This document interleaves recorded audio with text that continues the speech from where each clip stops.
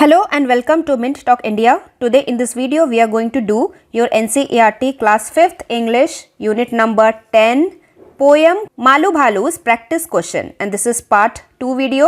इसी पोएम को मैंने पार्ट 1 वीडियो में बहुत सारे पिक्चर्स के साथ समझाया है और साथ ही में मालू भालू पोएम जो ओरिजिनल हिंदी से इंग्लिश में ट्रांसलेट की गई है हिंदी पोएम के स्टांजास को भी आपको पढ़ के सुनाया है, तो उसका लिंक आपको इसी वीडियो के नीचे डिस्क्रिप्शन बॉक्स में मिल जाएगा. So first of all, reading is fun. Question number 1. Where did the polar bear live with her family? इसका आंसर है The polar bear lived in an icy lair with her family. Then question number 2. What did Malu learn to do from her parents? Answer 2. Malu learnt to catch fish and swimming from her parents. Question 3. Where did Malu want to travel? Answer 3. Malu wanted to travel beyond the big blue sky one day. Question 4. What was it that Malu's parents wanted her to learn first? Answer. Malu's parents wanted her to learn the skill of swimming first.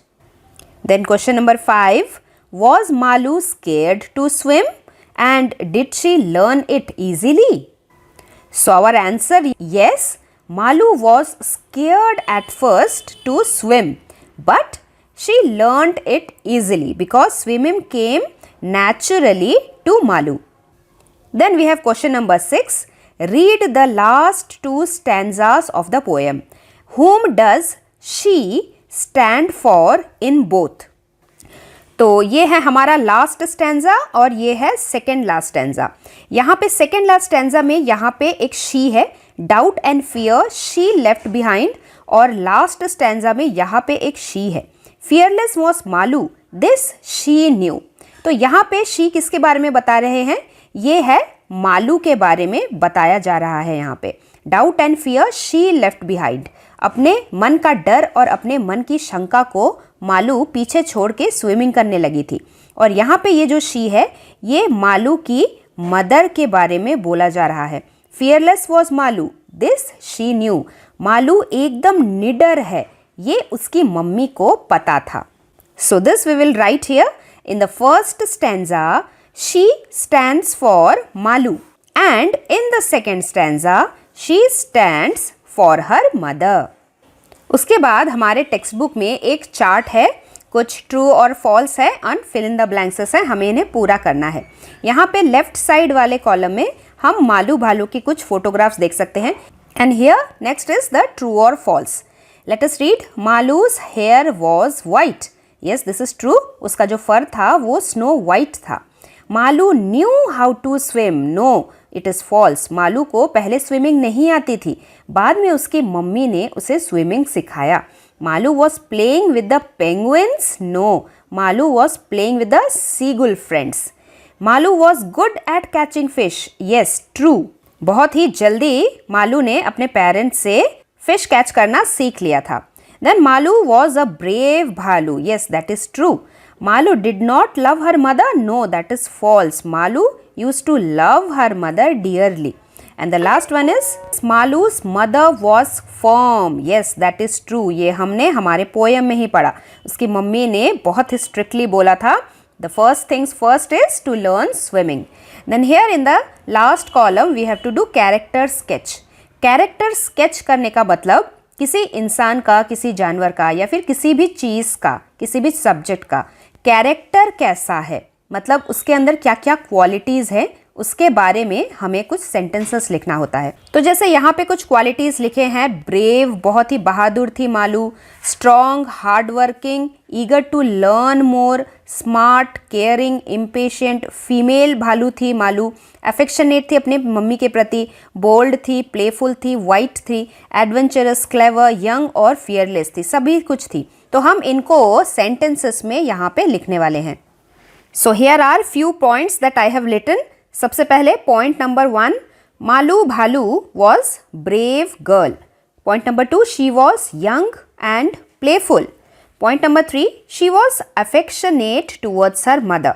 Point number 4, she was bold and adventurous, वो बहुत ही adventure पसंद करती थी, यहाँ वहाँ नई जगह पे जाना घूमना पसंद करती थी। She was eager to learn more, वो और भी नई नई चीज़ें सीखना चाहती थी। She was also very impatient to go beyond the big blue sky, वो बहुत ही रेस्टलेस हो जाती थी दूर जाके खेलने के लिए।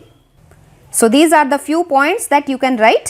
उसके बाद हम लिखेंगे a detailed character sketch of Malu Bhalu. तो यहाँ पे जो हमने पॉइंट वाइज लिखा है इसी चीज़ को यहाँ पे पैराग्राफ बना के हमें लिखना है।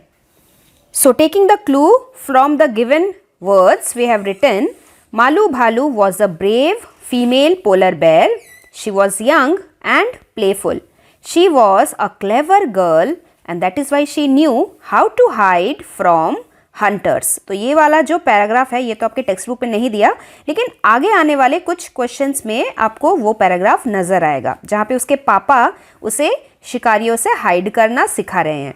Then she was eager to learn more and had learn to catch fish easily, she wanted to go beyond the big blue sky as she was bold, fearless and adventurous. Now adventurous जो spelling है इसमें आपको बिल्कुल भी mistakes नहीं करनी। AD add VEN when TUROUS adventurous. Okay, then she was fearless and adventurous girl. She had also learnt to swim quickly. This is how we will write the detailed character sketch. Now moving on to the next question, let's talk. Read the following passage carefully. One day Meena plucks a mango. Plucks का मतलब है किसी भी branch से कोई चीज़ तोड़ लेना। मीना ने एक आम तोड़ा उसके ब्रांच से and brings it home. Her grandmother gives the larger piece to Raju because he is a boy. अब मीना का एक भाई था राजू, तो मीना एक मैंगो तोड़ के घर में लेकर आई, लेकिन दादी माँ ने क्या किया, जो उसके भाई थे राजू, मीना का भाई, उसको दादी माँ ने बड़ा वाला पीस दे दिया, लार्जर पीस कट करके दे दिया। मीना प्रोटेस्टेड, प्रोटेस्ट करने का मतलब मीना ने उसका विरोध किया कि अरे ऐसा क्यों, after all she brought the mango and she is the elder of the two, और मीना दोनों बच्चों में से बड़ी भी है। She insisted she has a greater right over the share. तो उसके पापा आए, her father comes to help her and divides the mango equally. तो पापा आए और उन्होंने बोला ना कम ना ज़्यादा, दोनों बच्चों को इक्वल अपॉर्चुनिटी मिलेगा, बराबर बराबर मैंगो मिलेगा। Now answer the questions. Who brought the mango home? तो अभी अभी हमने यहाँ पे पैसेज में पढ़ा Meena plucks a mango and brings it home. So we will write Meena brought the mango home. Then question number 2, Why did Meena's grandmother give a larger piece to Raju?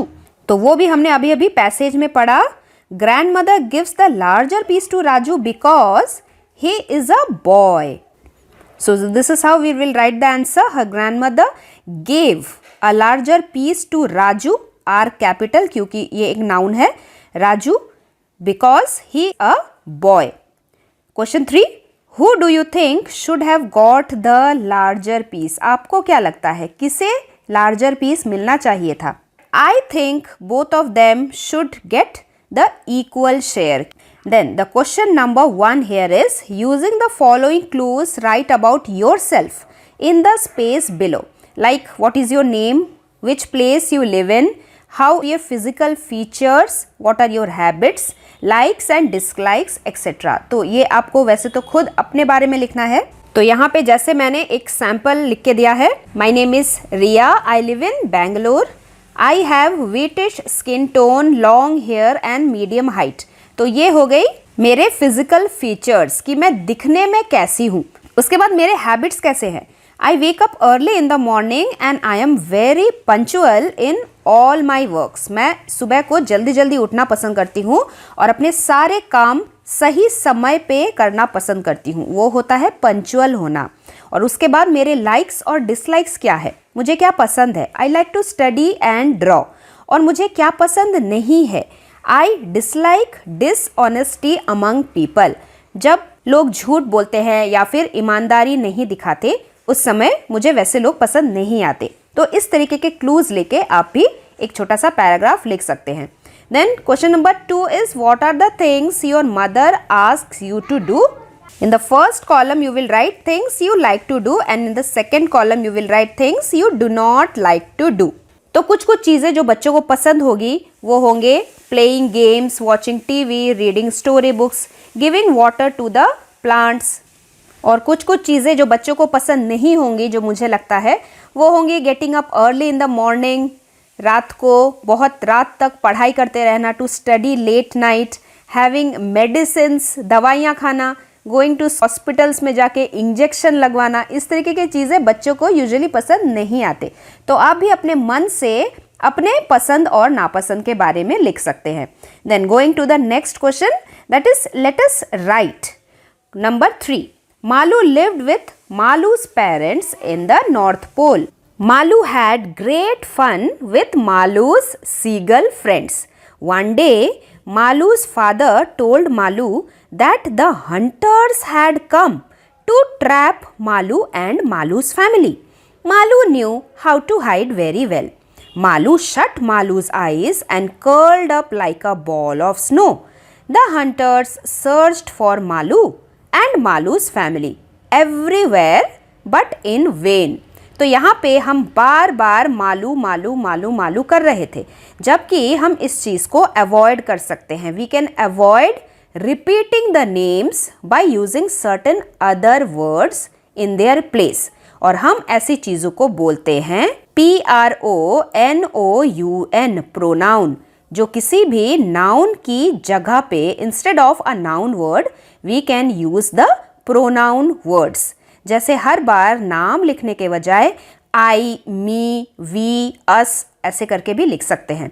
तो सबसे पहले हमें कुछ रूल समझना पड़ेगा। एक तो जो पर्सन बात कर रहा है, जैसे अगर मैं बात कर रही हूँ, the person who is speaking, अगर मैं अकेली हूँ, सिंगुलर हूँ, तो मैं उसे आई करके बोलना स्टार्ट करूँगी, मी बोलूँगी, माई बोलूँगी या फिर माइन ऐसे भी बोलूँगी। और अगर मैं बात कर रही हूँ लेकिन मैं मेरे साथ और भी कई लोगों के बारे में बात कर रही हूँ, मतलब हम प्लूरल हो गए इंसान, तो हम वी बोलेंगे, अस बोलेंगे। उसके बाद मैं जिन्हें बता रही हूँ ये बात, the person whom we are speaking to, जैसे कि आपके साथ मैं बात कर रही हूँ, तो अगर आप अकेले इंसान हो जिसके साथ मैं बात कर रही हूँ, यू करके मैं बात को पूरा करूँगी। अगर मैं एक से ज़्यादा लोगों से बात कर रही हूँ तब भी मैं यू करके बात को पूरा करूँगी प्लूरल में। अगर मैं किसी और इंसान के बारे में आपको ही बता रही हूँ तो अदर पर्सन की जगह पे मैं him, he, she, her use करूँगी। किसी भी प्लेस या थिंग के लिए मैं इट, दैट ऐसे करके यूज़ करूँगी। Now your question here is rewrite the above paragraph using words from the above table. अभी अभी हमने यहाँ पे मालू के बारे में जो ये पैराग्राफ पढ़ा, इसमें जितने भी मालू मालू वाले शब्द हैं, हर जगह पे तो हम मालू का नाम नहीं लिख सकते, तो इन मालू वाले शब्द के जगह पे, नाउन्स के जगह पे हमें प्रॉपर प्रोनाउन वर्ड्स लिख के फिर से यही पैराग्राफ यहाँ पे लिख लेना है। तो इसको मैंने ऐसे लिखा है, Malu lived with her parents in the north Pole. She had great fun with her seagull friends. One day, Malu's father told her that hunters had come to trap them.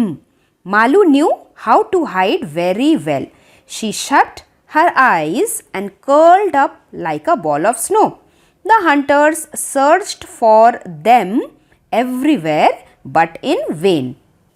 तो इस तरीके से जितने भी सेंटेंसेस मालू और मालू से रिलेटेड थे उनको हमने हर या फिर शी करके लिखा, और फिर मालू एंड हर फैमिली के बारे में जो भी वर्ड्स थे उनको हमने रिप्लेस किया देम के साथ। तो इसी तरीके से हम प्रोनाउंस का यूज़ करते हैं। And that was the last question of your text book. Hope you have understood all the questions. इसके बाद हमारे यूनिट 10 लेसन में है हु विल बी द निंदो, जिसका लिंक आपको इसी वीडियो के नीचे डिस्क्रिप्शन बॉक्स में मिल जाएगा। बहुत सारे पिक्चर्स के साथ एंड वर्ड मीनिंग के साथ ये वाला चैप्टर मैंने समझाया है। So we will meet very soon with our next video. Till then thank you very much and God bless you all. Thanks for watching and do like, share, subscribe our channel Mint Talk India for more upcoming videos.